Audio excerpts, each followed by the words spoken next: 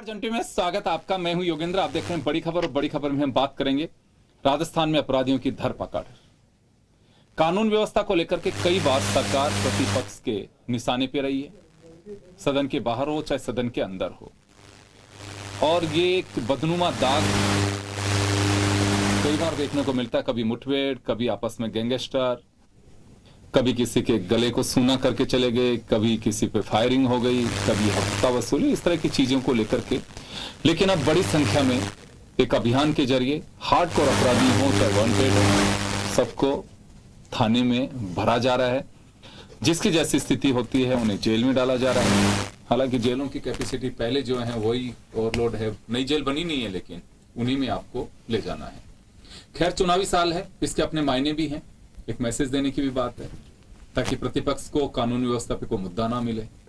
और कानून व्यवस्था, बेरोजगारी, अपराध, किसान, युवा एक ऐसे मुद्दे होते हैं कि नींद में भी अगर जग करके किसी से आप बूम लगा देंगे तो उस पर कोई भी बाइट दे सकता है।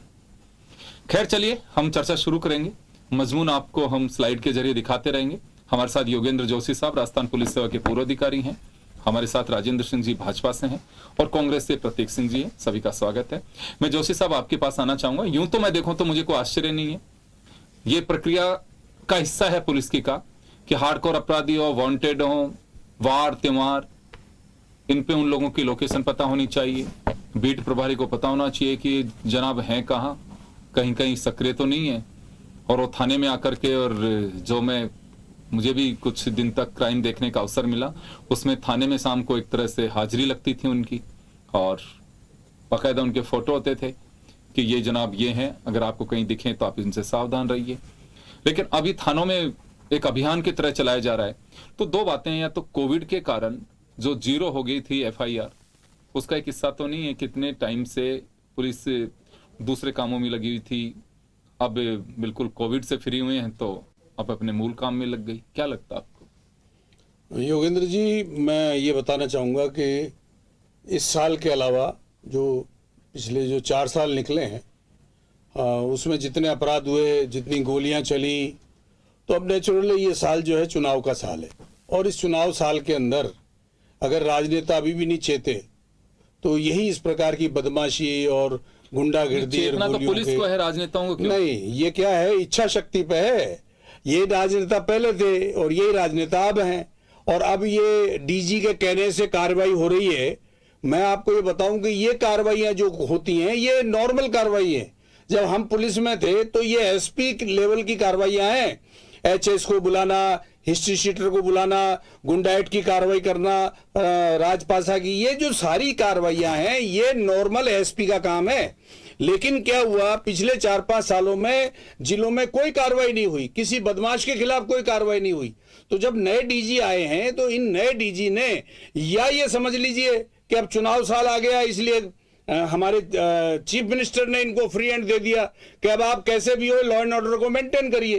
तो अब आप देखिए इन गुंडा तत्वों के खिलाफ जो कार्रवाई हो रही है, ये कार्रवाई पहले भी हो सकती थी, लेकिन अब हो रही है। चलो कोई बात नहीं, अब हो रही है तो कम से कम 3-4 महीने से शांति है। अब आप देखिए सिरोही में 45 गुंडा बदमाशों की लिस्ट सिरोही SP ने तैयार करी। उसके अंदर एक नेता ने DG को चिट्ठी लिखी कि साहब ये क्या तरीका है, ये इतनी बड़ी लिस्ट निकाल दी, इनकी हिस्ट्री शीट खोलेंगे, क्या करेंगे? मुझे ये बताओ, उसमें लिखा हुआ है 5 मुकदमों से अधिक मुकदमों वाले, और उसने वो 45 की लिस्ट बनाई है। यही कारण है योगेंद्र जी कि अपराधी ऐसे अपराधी बनते हैं जब राजनेता अपराधियों को बचाने के लिए, ये काम उनका थोड़ी है, ये MLA का काम नहीं है। ये काम डीजी का है, ये काम एसपी का है, ये काम आईजी का है। 5 और 5 से अधिक मुकदमों का अगर वो एचएस नहीं खुलेगी तो किसकी खुलेगी? तो आप का भी है, उसमें भी एचएस खुलनी चाहिए। क्यों? क्योंकि ये भी भय व्याप्त कराने की बातें हैं। मैं आपको एक बात और बता देना चाहूंगा कि मुठभेड़, आप कहते हैं साहब यूपी में मुठभेड़ हो रही है, हम कानून से काम कर रहे हैं। योगेंद्र जी, मुठभेड़ें ऐसे नहीं हुआ करती हैं। पुलिस में कोई इसमें तीरंदाज नहीं है जो घुटने के नीचे नीचे ही गोली चलाएंगे। वहां भी गोली कैसे चल रही है वो भी मुझसे पूछ लो, और यहाँ 21 के गोली चली है वो भी मुझसे पूछ लो। लापरवाही अलग है इसमें गोली चलने में, कि अगर आपसे आपकी रिवॉल्वर छीन करके एक बदमाश भाग रहा है और फिर आप उसको गोली मार के पकड़ रहे हैं। मैं ये कह रहा हूं, हर सरकार ऐसा करती है। जब चुनाव आते हैं और जनता के अंदर विश्वास पैदा करना होता है तो सरकार को ये करना पड़ता है। और आज सरकार नहीं लग रही आपको, बिल्कुल नई बात नहीं है। आज ये सरकार वही कर रही है जो उनको करना चाहिए। मैं वापस लौटूंगा आपके पास में। राजेंद्र जी, आप लोगों ने खूब इस पर सवाल खड़े किए, अवसर भी मिले होंगे तभी खड़े किए कि कानून व्यवस्था चौपट हो चुकी है, लोग राजस्थान में रहना नहीं चाहते, बहुत सारी बातें हैं। लेकिन अब अपराधियों की धरपकड़, इस पे क्या लगता है आपको? कौन सी धरपकड़ हो गई ये बताओ आप मेरे को। कितने लोग पकड़ लिए? सैकड़ों की संख्या में। कितने गए बताओ? सैकड़ों।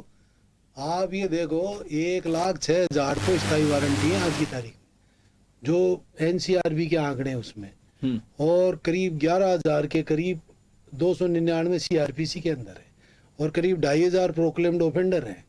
तो ये 1 लाख करीब 13-14 तो रजिस्टर्ड क्रिमिनल हैं जो अभी बाहर चल रहे हैं, बिल्कुल, जिनको पुलिस पकड़ने के लिए उसकी जिम्मेदारी बनती है।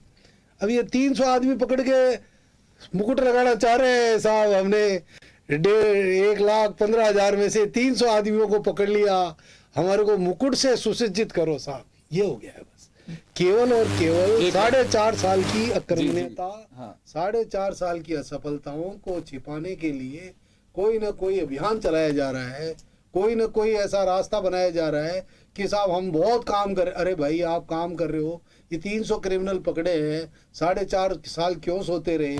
4.5 साल अगर आप इसी दर से पकड़ते रहते अपराधियों को, अपराधियों के खिलाफ इसी तरह कार्रवाई करते रहते, इसी तरह राजनीतिक संरक्षण से अपराधियों को मुक्त कर देते, तो इतना क्राइम ही नहीं बढ़ता।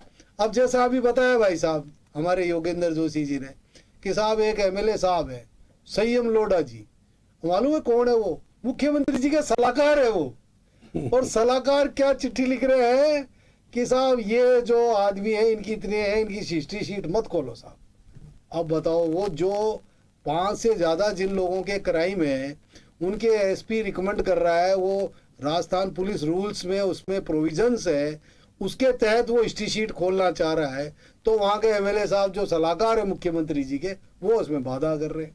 तो पिछले 4.5 साल तक तो यही रहा योगेंद्र जी, अपराधियों को पूरी छूट दी गई कि भाई आप जितना जैसा चाहो अपराध करो। मैं एक बीच में एक बात जरूर जानना चाहूंगा। देखिए, पॉलिटिकल बयान कुछ भी हो सकता है, आप एक पुलिस ऑफिसर रहे, मैं दर्शकों को बताना चाहूंगा, कोई गवर्नमेंट छूट देती है कभी किसी अपराधी को? छूट है, जाओ मजे करो तुम लोग। अरे साहब, छूट नहीं देते, देते, सिस्टम का हिस्सा रहे। नहीं, मैं रहा हूँ, छूट नहीं देते। पर छूट का मतलब ये होता है कि हम तैयार हैं आपके लिए, हम आपकी सेवा के लिए तैयार हैं। जो जितने पुलिस के अधिकारी लग रहे हैं थानों में, जितने डीवाईएसपी लग रहे हैं, जितने एडिशनल एसपी लग रहे हैं, वो सब पॉलिटिकल डिजायर से लग रहे हैं।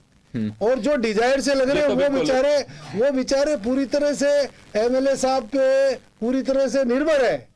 वो ये फोन कर देंगे भैया इसका कुछ नहीं करना तो नहीं करना, वो खुली क्या हिस्ट्री शीट है? हमारे एसपी साहब ने बंद कर दी उनको, बस एक चिट्ठी लिखते हुए बंद कर दी। तो ये है पॉलिटिकल संरक्षण। मैं एक बात और मैं कहना चाहूंगा, 1,06,000 स्थायी वारंटी, ये वो वारंटी भी है, किसी का चेक का इश्यू है, किसी का कुछ है, वो तामील नहीं हो पा रहे हैं, उन लोगों की भी तलाश है। लेकिन अच्छी बात है, वारंटी होता है। मैं प्रतीक सिंह जी आपके पास आना चाहूंगा। एक बड़ा आरोप है कि आप 4 साल तक तो खामोश रहे और 6 महीने जब लास्ट के बचे हैं तो एक्टिव हो रही है सरकार। देखिए, राजेंद्र जी की बात का जवाब दे देता हूँ मैं। बड़े वरिष्ठ हैं, लेकिन इन्होंने जो आंकड़ा पेश किया है वो गलत।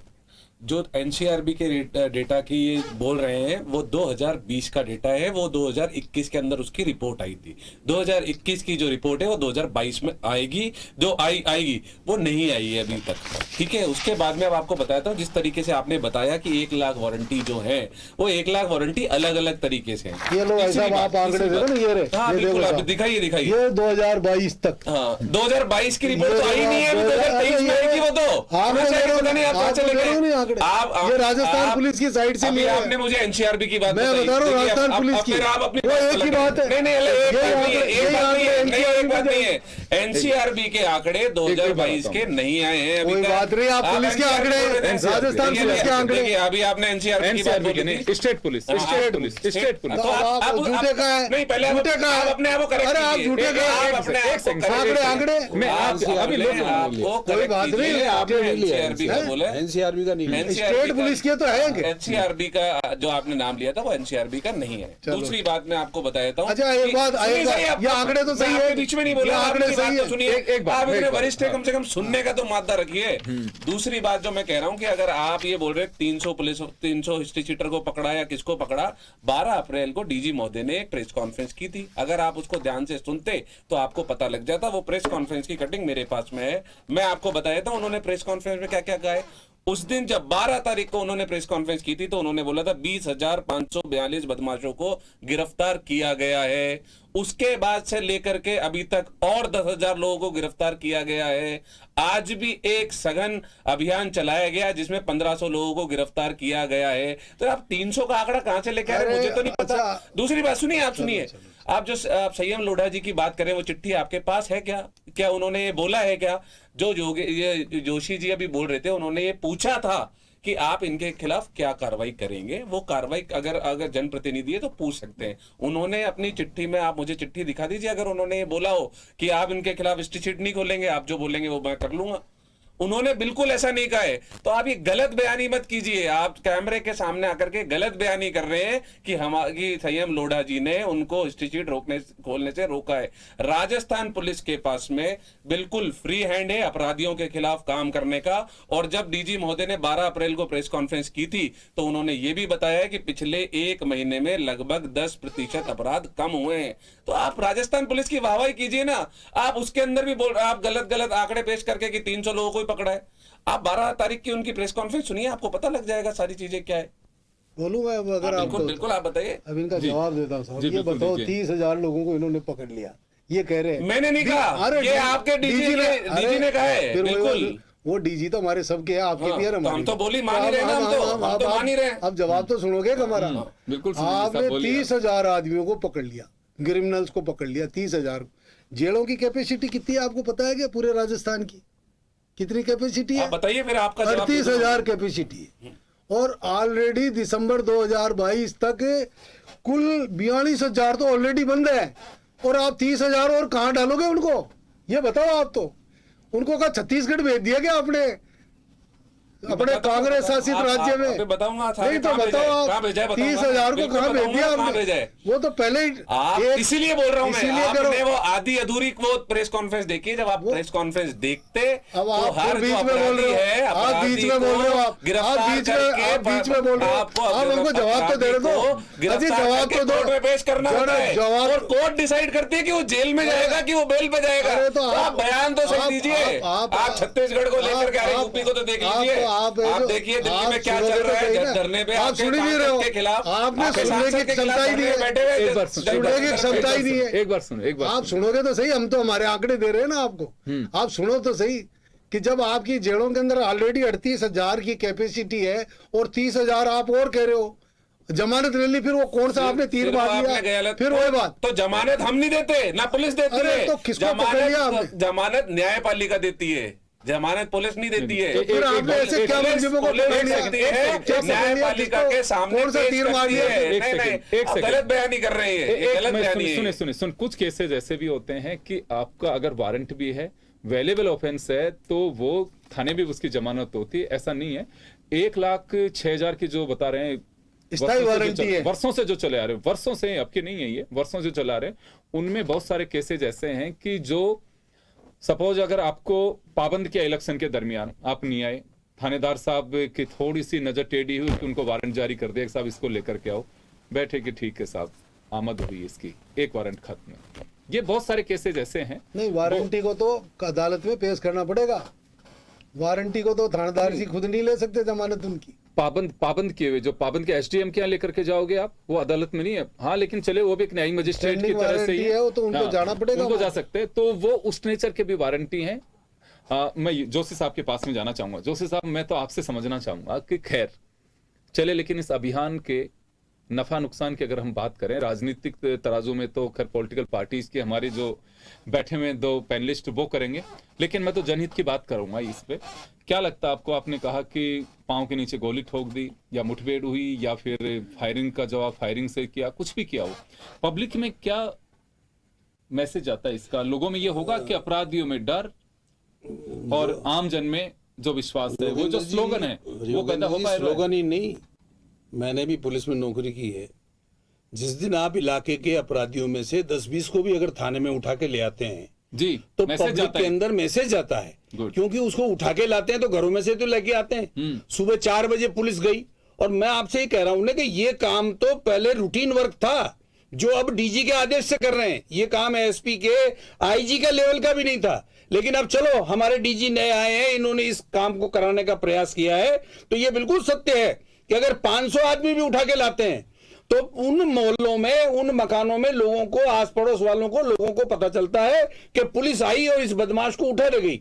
और आपको बताऊं, छोटे छोटे जो अपराधी होते हैं, जो थाप मुक्का कर लेते हैं, गुंडागिर्दी कर लेते हैं, आंख मिला के बात करते हैं, और इस तरह के जो हैं, उन लोगों को अगर ये पुलिस उठा के लाई है तो इससे हमारे समाज में एक शांति स्थापित होती है। और मैं तो ये कहूंगा कि डीजी को कि इस प्रकार की कार्रवाइयां आप लगातार होने दें। यही नहीं होने दें कि चुनाव का साल है तो इसको इतिश्री कर लें। चुनाव के बाद भी इस प्रकार की लगातार कार्रवाइयां होती रहें, अपराधियों को कंट्रोल करते रहें, बिहाइंड द बार करते रहें। और देखिए, जो वारंटी और ये जो चीजें, सरकारी तंत्र तो स्थायी है, चेहरे ही तो बदलते हैं। देखिए, लेकिन राजनीतिक इच्छा शक्ति जरूरी है। मैंने कहा ना, एक 45 अपराधियों की लिस्ट बनाने में एक व्यक्ति डीजी को चिट्ठी लिखता है कि बिना एनालिसिस किए हुए एचएस नहीं खोली जावे। ये क्या है? यही चीज है जो अपराधियों का मनोबल बढ़ाता है। इसको रोकना चाहिए और इस प्रकार की चिट्ठियां उनको नहीं देनी चाहिए। बिल्कुल। क्यों? लेकिन क्योंकि एसपी अगर चिट्ठी, प्रतीक सिंह जी ने क्या कहा कि क्या ये लोग उस पैरामीटर में आते हैं कि इनकी एचएस खोली जाए? भाई, वो पहले से ही लिस्ट 5 और 5 से अधिक है। एचएस तो 3 और 3 से अधिक वालों में खुल जाती है। और वो एसपी क्या वो है क्या बिल्कुल बिना पढ़े लिखे? उन्होंने लिस्ट बनाई है तो अपराधियों की लिस्ट होगी कि चोरी के, मारपीट के, इस प्रकार के जो शरीर और संपत्ति से संबंधित अपराध होते हैं उनकी एचएस खुलती है। कोई 420 वालों की थोड़ी खुलती है, और उनकी भी खुलेगी 420 वालों की जो एन स्पॉट लोगों से वसूली करते हैं। तो मेरे कहने का तात्पर्य है, आदतन अपराधी, तो मेरे कहने का तात्पर्य है कि इस प्रकार की कार्रवाई, हाँ ये जरूर है कि ये कार्रवाइयां लगातार होती रहनी चाहिए जो चुनाव वर्ष में हो रही है। ये दुख का विषय है, और मैं चाहूंगा कि राजनीतिक दलों को, राजनीतिक पार्टियों को सोचना चाहिए कि इस प्रकार की कार्रवाइयां महीने में, 15 दिन में लगातार करते रहें, ताकि मोहल्लों में लोगों को यह पता रहे कि पुलिस आ रही है, हमें संभाल रही है, बदमाशों को उठा रही है। चाहे उसको थाने में लाके छोड़ दो, लेकिन बदमाश अगर मोहल्ले से उठ करके एक बार थाने आता है, जनता का मनोबल बढ़ता है और पॉजिटिवनेस पैदा होती है। और मैं इसके लिए इनको प्रतीक सिंह धन्यवाद देता हूं कि इनके शासनकाल में गहलोत जी जो भी चुनाव के समय में जो कार्रवाई कर रहे हैं, ईश्वर करे अगर ये कार्रवाई लगातार चलती रहे तो मैं आपका आभारी रहूंगा। सिंह साहब, आप भी बधाई दे दीजिए एक बार। इनको बधाई देने का कोई बनता नहीं है। 4.5 साल तक तो पूरे राजस्थान में त्राही ताम मचा हुआ था। हाँ। त्राही माम मचा हुआ चारों तरफ। लेकिन अभी देखो, लेकिन अभी दुष्कर्म में नंबर 1, पेपर लीक में नंबर 1, लेकिन अभी जो दलितों में अत्याचार में नंबर 1, बधाई उसकी रहे। ये बताओ, ये पूरे देश में नाम कर रहे हैं। अभी जो पहली बार राजस्थान में आरपीएससी के सदस्य को गिरफ्तार किया। पहली बार तो आरपीएससी का सदस्य पहली बार। और मैं इनको कहता हूं, प्रतीक सिंह जी को, कि अभी मौका है। ये कहां से पेपर निकल के आया है क्योंकि पेपर एक सदस्य के पास नहीं होता, और जब तक चेयरमैन नहीं कहता जब तक वो पेपर वो उसके हाथ में नहीं जाता। इसको भी अगर निकाल बाहर करो और उस राजनेता को भी बाहर कर दोगे तो आपकी सरकार दोबारा बन जाएगी। नहीं तो आप तो सदस्य की बात कर रहे हो, चेयरमैन अरेस्ट हुए हैं। तो मेरा निवेदन ये है, मैं तो अभी इसकी बात कर रहा हूं जो अब चल रहा है। हबीब खान गोरान जी, वो दौड़े में धूल गिर रही थी तो उनका तो क्या है, लेकिन मैं तो आपकी बात कर रहा हूं कि आज की स्थिति। मैं एक बार राजेंद्र सिंह जी से भी जरा तारीफ सुनूं या कुछ सर ये, लेकिन ये करने नहीं दे रहे तारीफ, बताओ हमारे को। नहीं आप बोले, नहीं बोल रहे हो तो चुप कह रहे हैं, मैं तो बोलूंगा भी नहीं कुछ। तो वो यही तो मैं कह रहा हूँ ना, 4.5 साल अगर ये इसी स्पीड से काम करते रहते तो वास्तव में कानून व्यवस्था ठीक हो जाती जी। पर आज कानून व्यवस्था के मामले में लेकिन देर से ही सही कह तो सकते हैं कि 4-5 महीने में क्या कर लेंगे ये। अब तो हमको करना आके जो भी कुछ करना है, ये जनता ने बिल्कुल फैसला कर लिया है। हाँ। अब जनता इनकी बेखामी में आने वाली नहीं है, इनकी जादूगिरी है ना आंकड़ों की, हाँ। उसमें फंसने वाली नहीं है।